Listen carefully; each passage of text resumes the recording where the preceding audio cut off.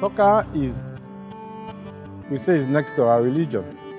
And in the camps, I remember people play soccer when they are hungry, to forget about the hunger, and they play soccer when they are full. So it's just something that's part of us. So here at Balance House, the one-size-fits-all model just doesn't work, in our opinion. I think many times these guys that come to Balance House are never told that they are capable of doing things that can help them become the man that they want to design, the man that they're supposed to be. The house is a lot more cohesive when we work together as a group, and so we have been looking to put together a house service project. And I had some exposure to the Refugee Service Office a couple years ago when I was in school. It really opened my eyes to a different side of this community that I never knew about.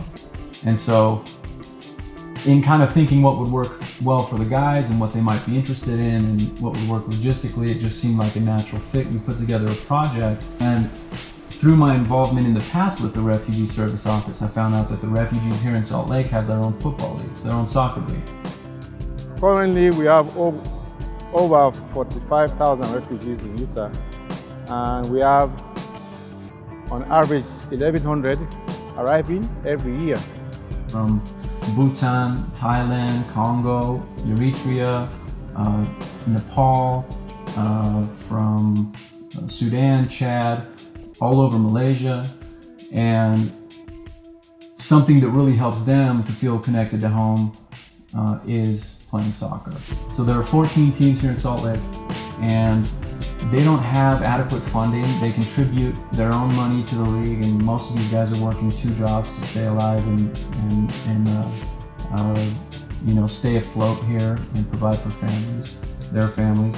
And so they contribute the money to the city to pay for the field, and fields are in disrepair. Most of them don't have proper equipment, proper cleats, shin guards. You can see the guys, who are subbing in, changing cleats with guys who are coming off the field, so they're sharing equipment. I've been trying to buy shoes for all my guys, but it's not easy. Purchasing, every time I got to purchase 2 or 3, that's money coming out of one person's pocket. Through the course of putting this project together and speaking to the team managers, I came in contact with Cam Cameron, who owns Just Play Cleats. And he mentioned to me that he was going to be partnering with the Refugee Soccer League in Utah, and said, these are great players, they play all the time, and sometimes they don't have enough equipment, to the extent of players getting substituted off the field will sometimes unlace their cleats and hand them to the substitute coming on the field, whether they fit or not. So I decided, hey, how about you use my cleats? I'll provide them at cost. So we think that this is something we can use to bring people together, because soccer is so crucial. It's a way of life for these folks. And if you don't play this game, then you have very little options. This is the only way that we all can get together. We don't have the kind of thing going on. We don't have the chance to meet one another. We just talk on phone, text messages. But these kind of association going on, the kind of soccer league, the kind of cultural activities bring us together as a community so we can unite and have fun. My name is Am. I'm from Myanmar.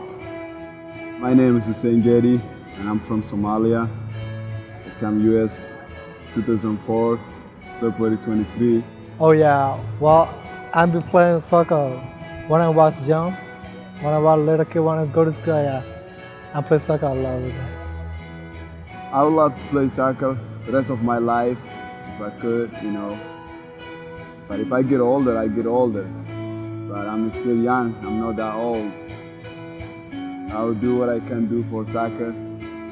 So even though they all don't speak the same languages, when they get out on the field, it's kind of one language for them. It allows them to have a release from, all the traveling and all the hardships they've had in their own personal life. They get introduced to a whole new side of the city, and they're able to really open their frame of reference. Yeah. This was a good fit with the Refugee League. We all are soccer players. We play together. We wear the same equipment, and it's in our local community, which was a big impact to us, is being able to look at giving back to the community locally and being able to see these players face to face. The most important thing I think about service is it's this cyclical process where the person providing the service has some positives. The person receiving the service definitely has a benefit, and we want to keep that cycle going.